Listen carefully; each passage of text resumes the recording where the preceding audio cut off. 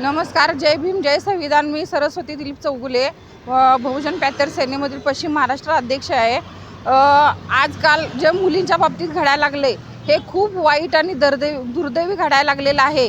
ह्याच्यावर शासनानं खरंच निर्णय घ्यावा.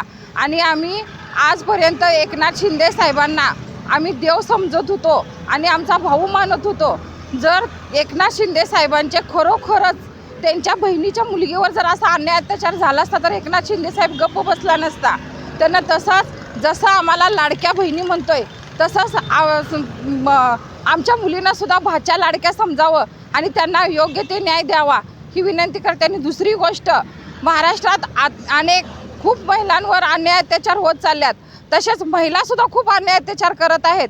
कारण एक महिला स्वतःची घरदारं सोडून दुसऱ्याच्या गावात नेऊन राहणं, भाड्याने घेऊन राहणं, खोल्या, स्वतःचे नवरा मुलं सोडणं हे खूप करत आहेत. त्याच्यावर सुद्धा प्रशासनानं तसल्या महिलांची चौकशी करून त्यांना योग्य ते मार्ग दाखवावा आणि न्याय द्यावा एवढी मी अपेक्षा बाळगते आणि थांबते. जय हिंद, जय महाराष्ट्र.